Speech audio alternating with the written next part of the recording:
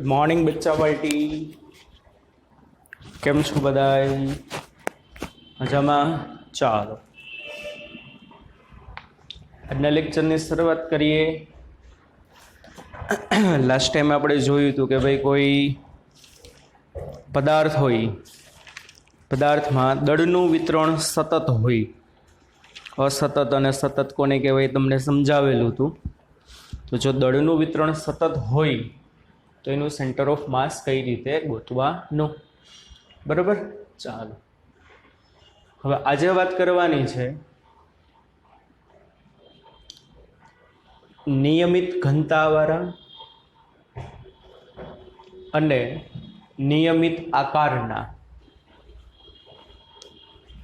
પદાર્થનું દ્રવ્યમાન કેન્દ્ર શોધવાની રીત.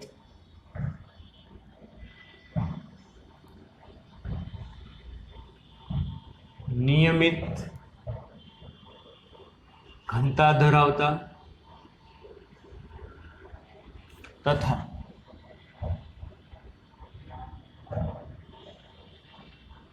નિયમિત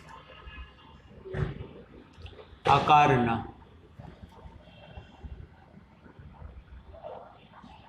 પદાર્થનો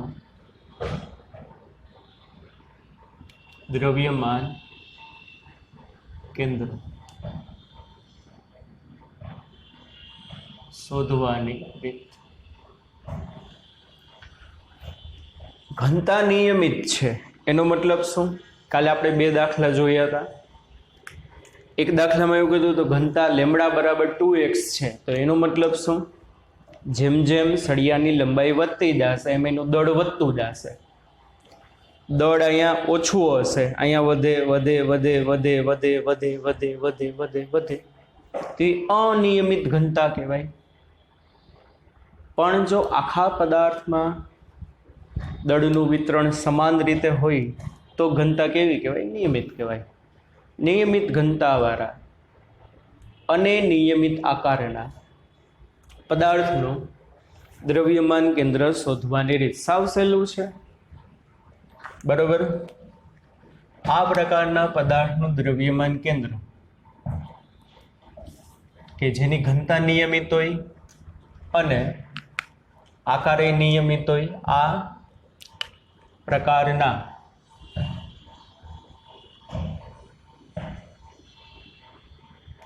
પદાર્થનું દ્રવ્યમાન કેન્દ્ર સમમિતિ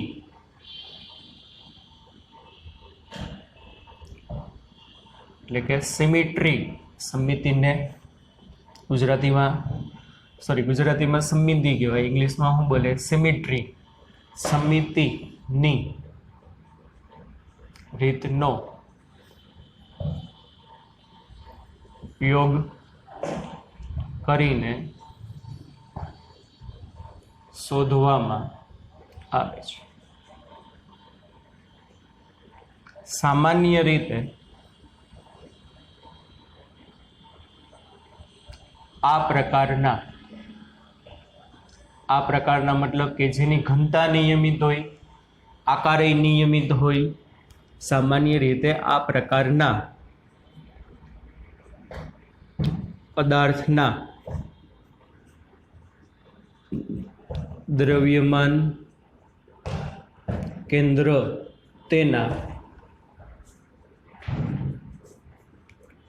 ભૌમિતિક કેન્દ્ર પર જ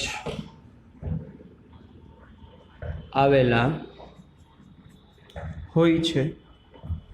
એનું સેન્ટર ઓફ માસ કહેવાશે. કારણ કે આકાર નિયમિત છે, ઘનતા નિયમિત છે, દળનું વિતરણ નિયમિત છે.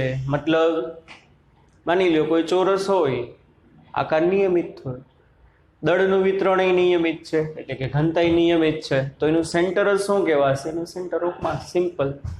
હવે દાખલા તરીકે તમને કોઈ ત્રિકોણ આપે,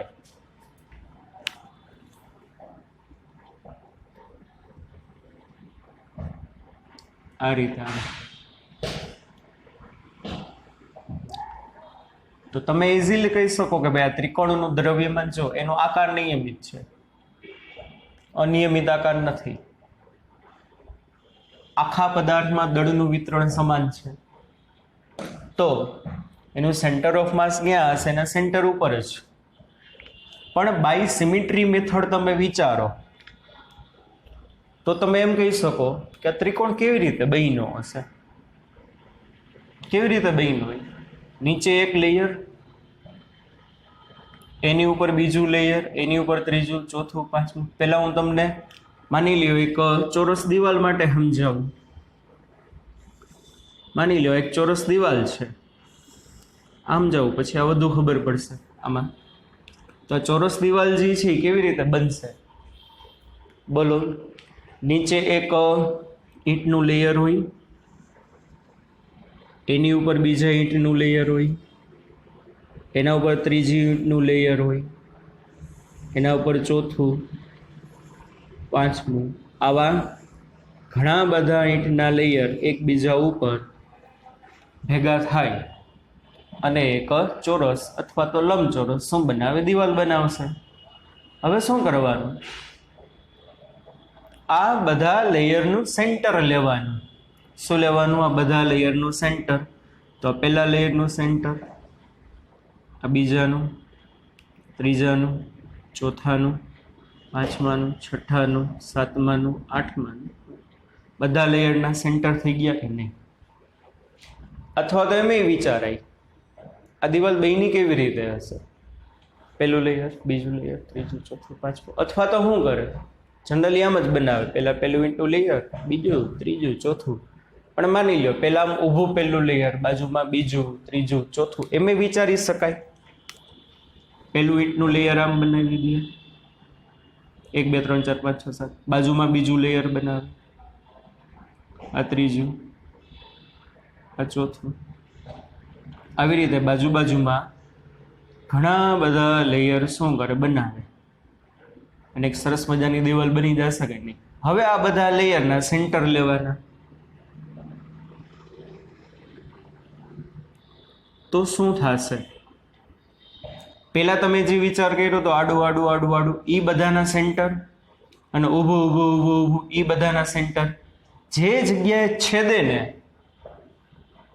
એ એનું સેન્ટર ઓફ માસ હોય. તો આડા બધા લેયર છે, હવે શું કરવાનું? આડા જે બધા લેયર છે એમાંથી પસાર થતી એક રેખા દોરવાની. યસ. ઊભા જે બધા લેયર છે એના કેન્દ્રમાંથી પસાર થતી એક રેખા દોરો. તો કે યસ. આ બે રેખા જે બિંદુએ છેદે ને, આ બે રેખા જે બિંદુએ છેદે ને એ એનું શું હશે? સેન્ટર ઓફ માસ. આ સમમિતિનો રૂલ કહેવાય, સિમેટ્રિકલ રૂલ કહેવાય. કેવો રૂલ કહેવામાં આવે? Symmetrical rule. સિમ્પલ વસ્તુ છે. 1 2 3 4 5 6 7 8 આ બધા લેયરને સેન્ટરને જોડતી રેખા, પહેલું, બીજું, ત્રીજું, ચોથું, પાંચમું, આ બધાના સેન્ટરને જોડતી રેખા. એ બે રેખાઓનું છેદન બિંદુ તમને શું આપશે? આનો સેન્ટર ઓફ માસ. તો અવરખો જોવો તો આકાર નિયમિત છે, દળનું વિતરણ નિયમિત છે. તો સેન્ટર ઓફ માસ ક્યાં આવ્યું? એના સેન્ટર ઉપર જ આવ્યું કે નહીં? બરોબર. તો સેન્ટર ઓફ માસ ક્યાં છે? તો કે એના સેન્ટર ઉપર જ છે. બરોબર. તેવી રીતે આ ત્રિકોણમાં તમે વિચારી શકો. બરોબર. સૌથી નીચેનું લેયર ત્રિકોણ માની લ્યો A B અને C. આ નીચેનું લેયર, એના ઉપર બીજું નાનું લેયર,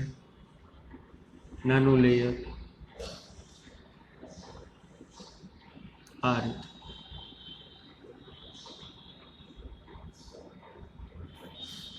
ઉપર જેમ જેમ જશો એમ લેયર નાના નાના નાના થતા જશે. હવે આ બધાના સેન્ટર લેવાના. તો આ બધાના જો તમે સેન્ટર લ્યો તો એમાંથી પસાર થતી રેખા દોરો તો એ આ મળશે. આ લેયરનું સેન્ટર, આનું,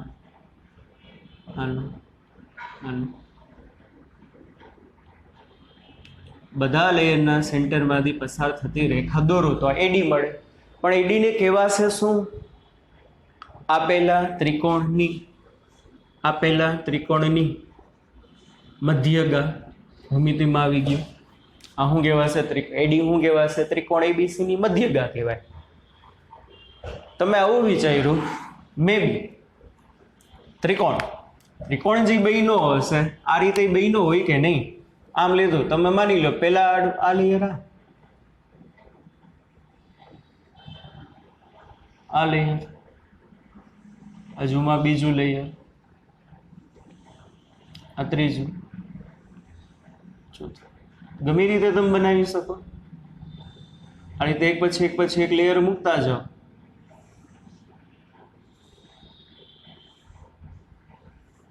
એટલે શું બની જશે? ત્રિકોણ બની જશે. એને સમજાતું. હવે જે બધા બ્લેક કલરના લેયર છે એના બધાના તમારે શું કરવાના? સેન્ટર જોડી દેવાના. હવે જો તમે એ બધાના સેન્ટર જોડશો,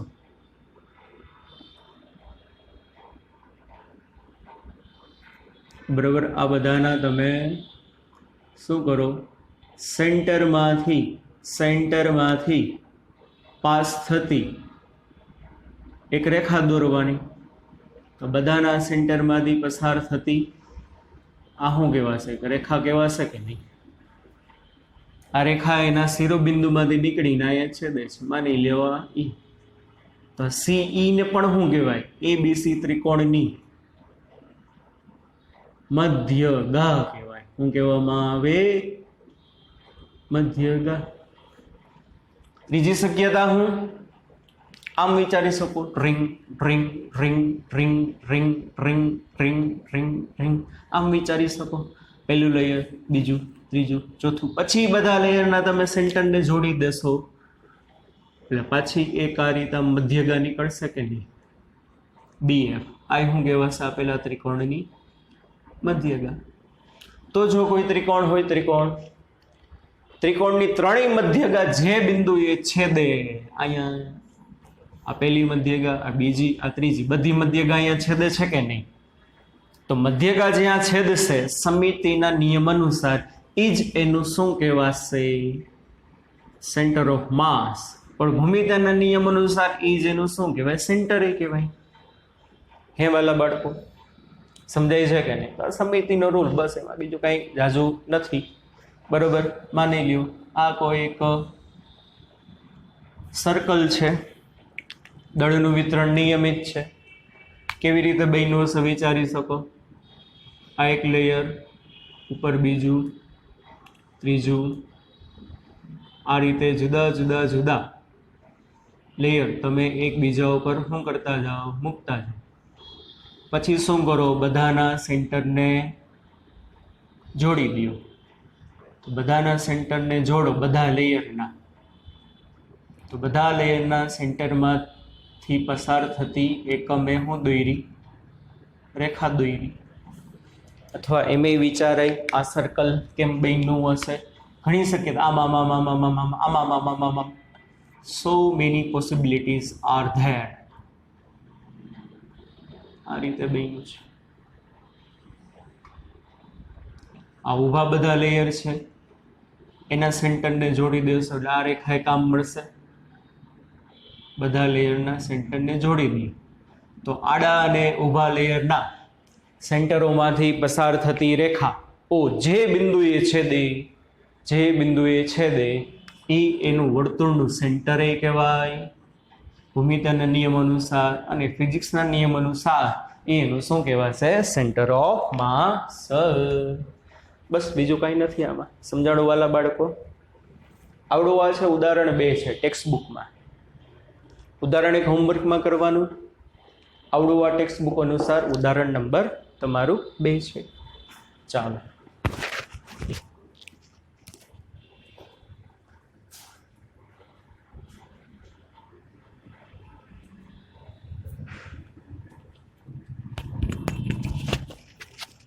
આગળ જોઈએ. ઉદાહરણ નંબર 3.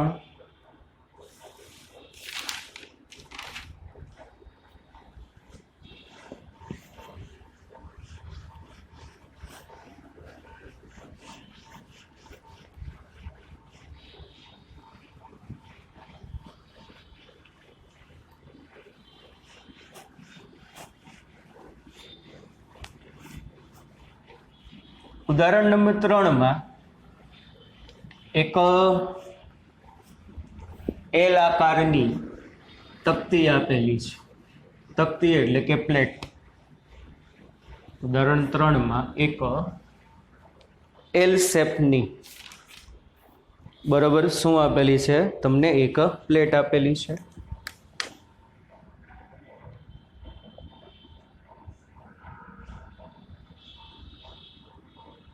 ઘણી રીતે આ દાખલો થશે. આ વાય, આ એક્સ. સમજજો સરખું વાલા બાળકો.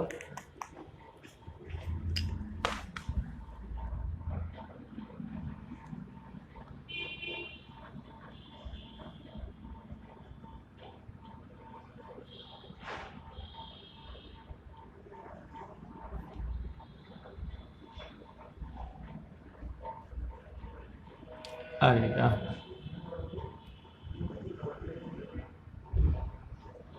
આખી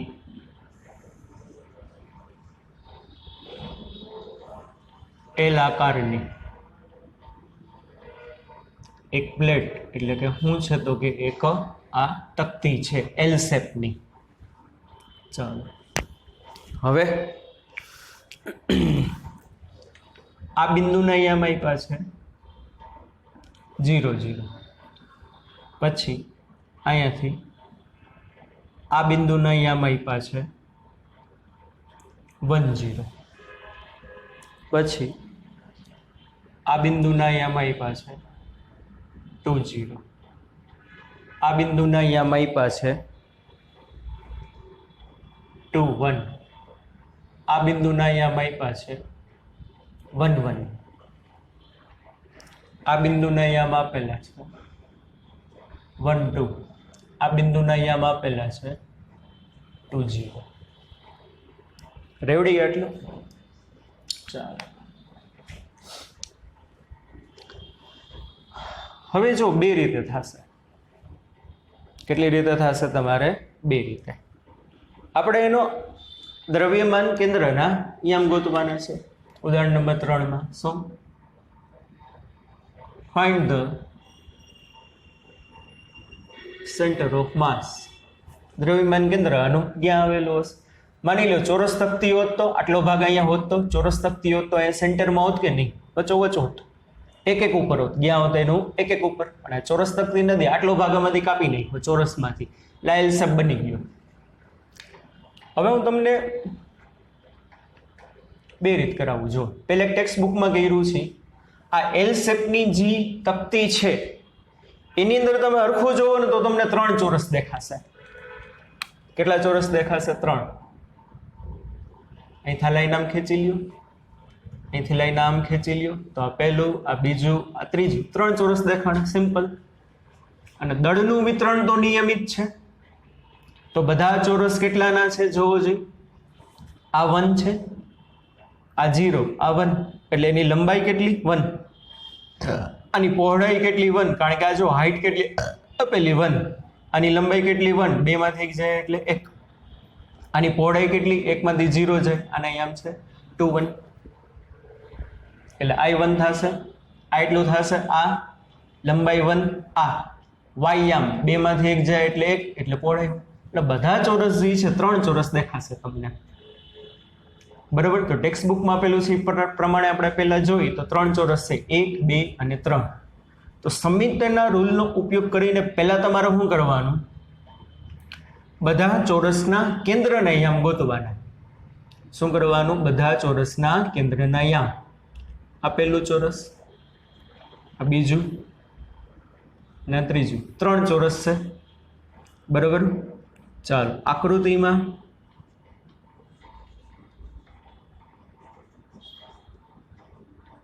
દર્શાવેલ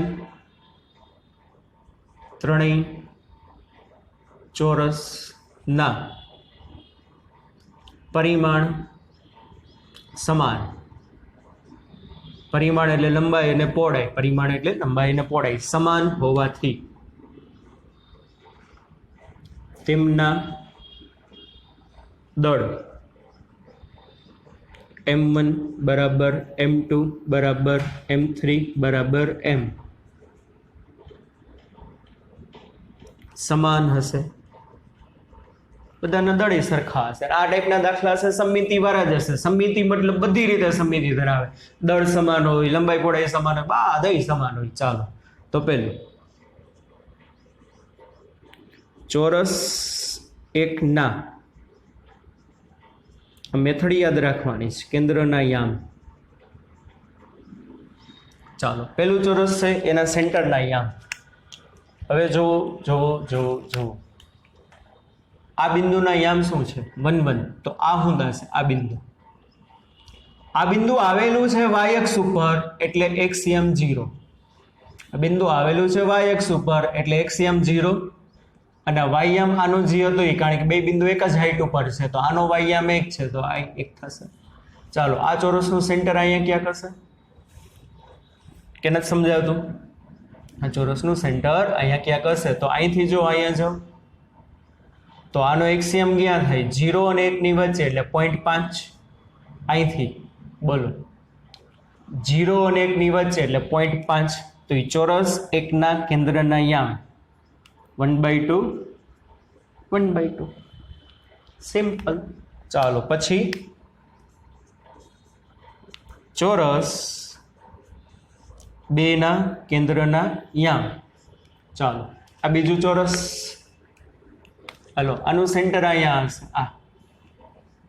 તો અહીંથી x અક્ષ ઉપર લંબ દોરો તો આ કોની વચ્ચે આવે? 1 અને 2 ની વચ્ચે. કોની વચ્ચે આવે?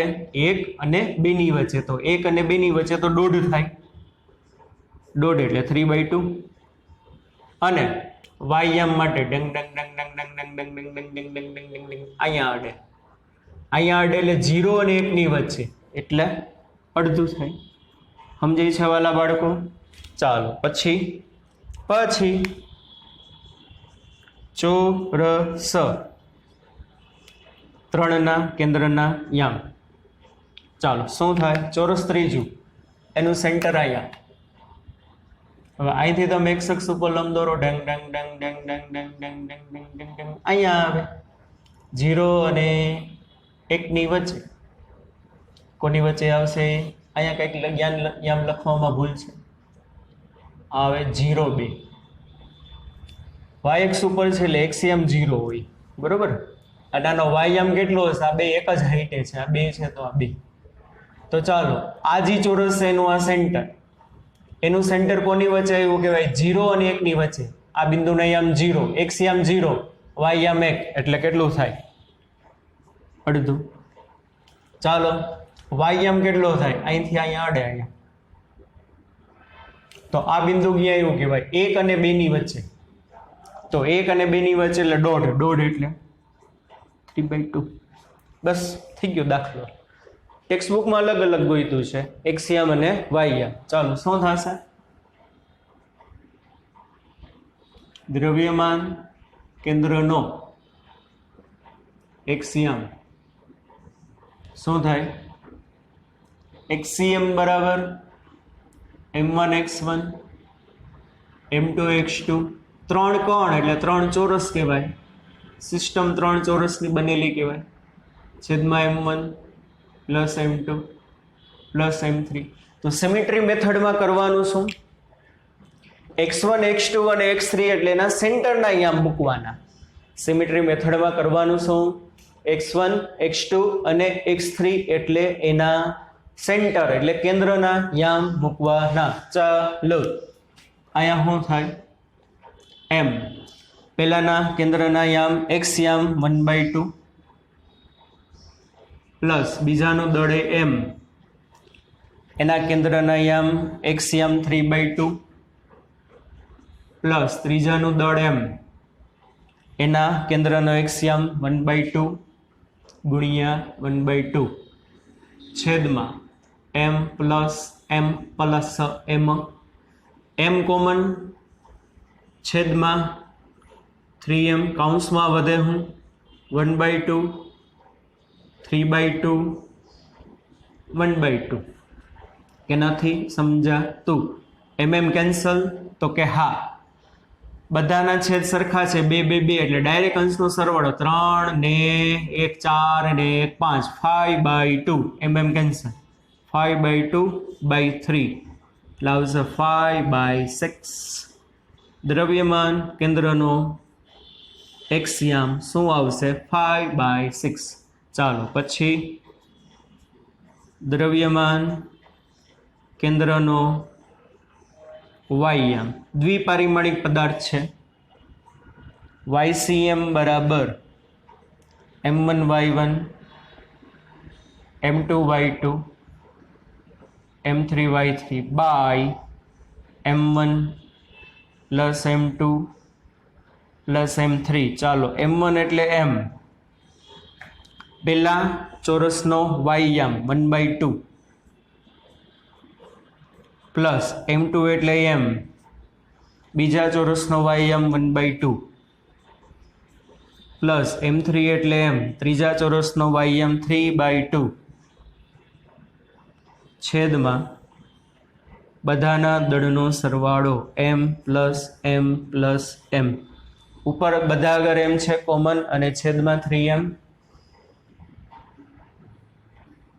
એટલે M કોમન છેદમાં 3M કૌંસમાં વધે હું 1/2 1/2 3/2 ત્રણેયના છેદ સરખા એટલે ડાયરેક્ટ અંશનો સરવાળો 3 ને 4 ને 5 mm કેન્સલ 5/2 ના છેદમાં 3 એટલે આવશે 5/6 ચાલો તો એનો દ્રવ્યમાન કેન્દ્રનો વાયયામ પણ મળી ગયું એક્સયામ આટલો વાયયામ આટલો માટે RCM બરાબર 5/6 કોમા 5/6 રેડી 5/6 5/6 બે 5/6 5/6 મતલબ 5/6 એટલે 1 કરતા ઓછું એટલે એનો એક્સયામ છે ને સેન્ટર ઓફ માસનો 1 કરતા ઓછો હશે 1 કરતા ઓછો હશે એટલે જો અહીંયા 1 છે તો 1 કરતા ઓછો એટલે અહીંયા ક્યાંક હશે અને વાયયામ અહીંયા 1 છે એટલે 1 કરતા ઓછો એટલે અહીંયા ક્યાંક હશે આ ક્યાંક 5/6 હશે અને આ ક્યાંક શું હશે 5/6 હશે એટલે આ એનું સેન્ટર ઓફ માસ હશે સિમ્પલ વસ્તુ છે જો બાળકો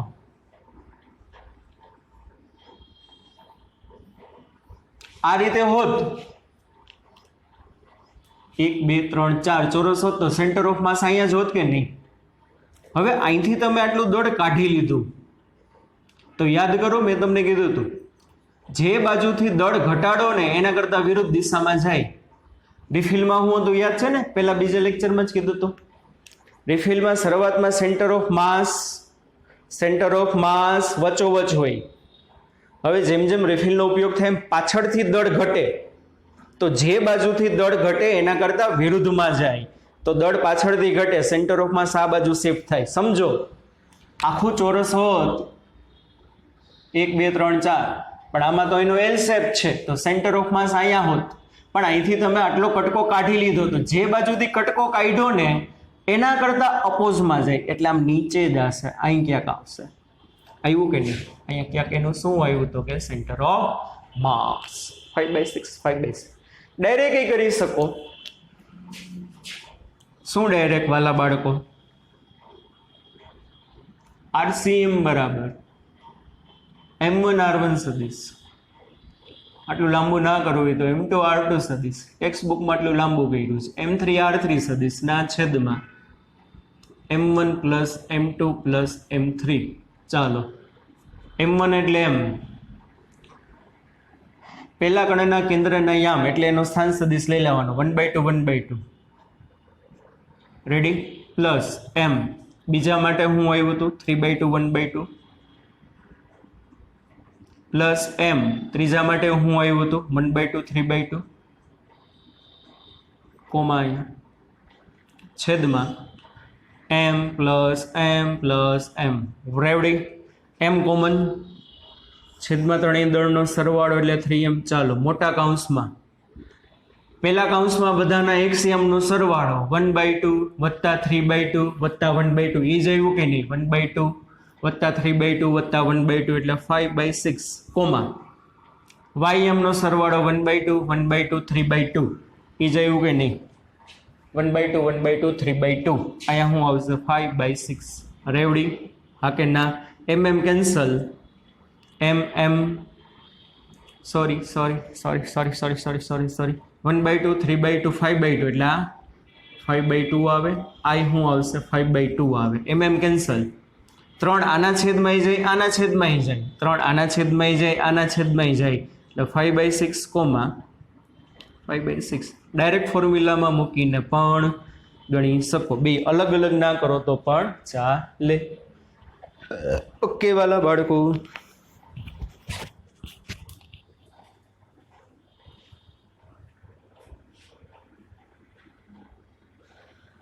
ચાલો હવે આમાં જુઓ, બીજું આ રીતે થાય. આપણે 3 ચોરસ લીધા સમિતિમાં, એક ચોરસ લ્યો અને એક લંબચોરસ લ્યો તો એ હાલે. શું લ્યો? એક ચોરસ લ્યો અને એક શું લ્યો? લંબચોરસ લ્યો તો એ હાલે. ના સમજાણું સર, તમે કેવી ભાષા બોલો છો? એક ચોરસ એક લંબચોરસ શું કહો છો? આ તો એલ આકાર છે, તો એલમાં ચોરસ અને લંબચોરસ કેવી રીતે પોસિબલ છે ભાઈ? પોસિબલ છે વાલા, વાલા અને વાલી, બહેનો માટે વાલી, ભાઈઓ માટે વાલા. હા કે ના? તો કે હા. ચાલો આ બધું જવા દો, બધું જવા દો. હા હા, બધું વયું ગયું કે નહીં?